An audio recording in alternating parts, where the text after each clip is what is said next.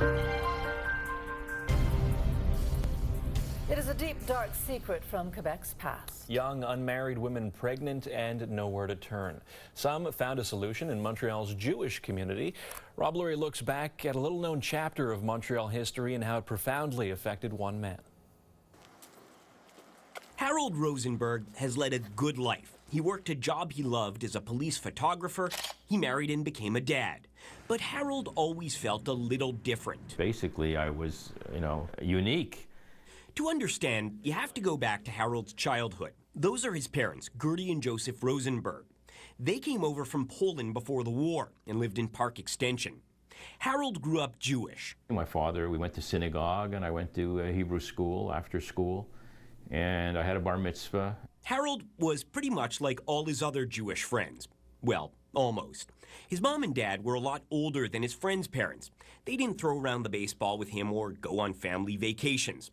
In fact, one summer, Harold recalls they sent him to stay with an innkeeper in the Laurentians. But then it was like a Borscht Belt hotel where basically everybody played canasta. I learned how to play, I think, gin rummy and canasta when I was about 9 years old, right? If that sounds unconventional, wait till you hear the rest of Harold's story. When he was 35, a cousin inadvertently dropped a family secret. And at some point he said, "You knew you were adopted, right?" Harold was part of a little-known chapter in Montreal history, known as the Black Market Baby Ring. It operated in the 40s and 50s. Author Karen Balcom has written extensively on this period. This is a period when there is tremendous pressure on women who are pregnant outside of marriage to relinquish their children. We talk about women choosing to relinquish their children, but in fact, they have very little choice in this matter.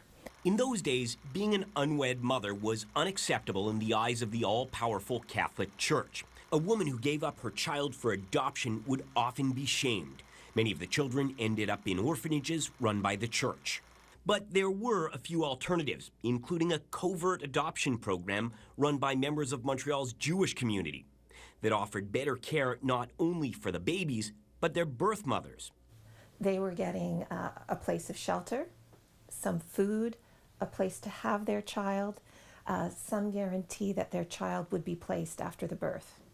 It's also important to remember that during this period, throughout North America, you could only adopt from your own religion. Protestants and Jews couldn't adopt Catholic babies.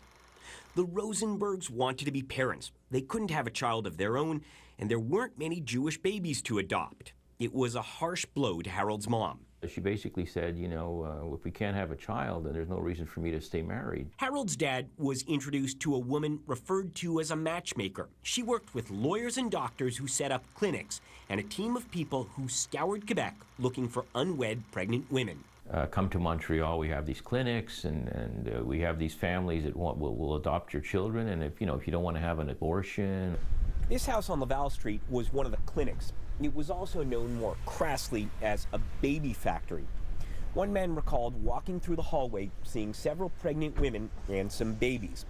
He was given the choice of which one he wanted. He paid $1,000 and got a daughter.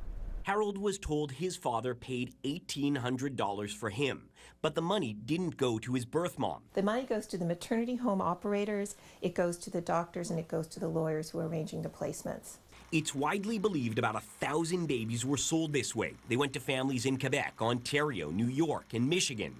But in 1954, police set up a sting operation and raided one of the clinics as a man was handing over cash for a child. A dozen people were arrested and the ring was broken up, supposedly. 3 or 4 years later, some congressional testimony in the United States makes it clear that some of the same maternity home operators in Montreal are back in business and doing the same thing again. I believe that I found your birth mother. Years later, with the help of some friends, Harold managed to identify his birth mom, Mary Boyko.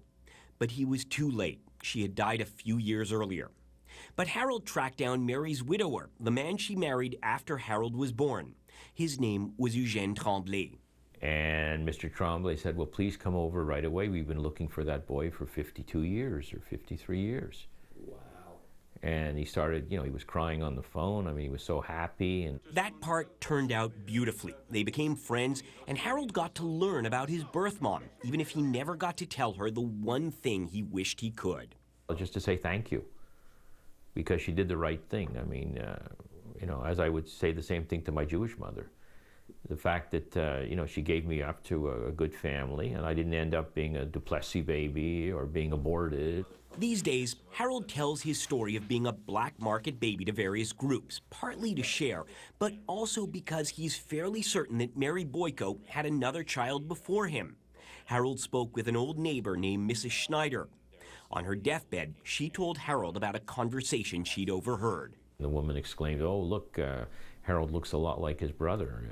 You know, he's so similar." And my mother shushed her up and said, "Shh, I don't want my neighbor, Mrs. Schneider, to hear." But Mrs. Schneider said, "You know, I heard this."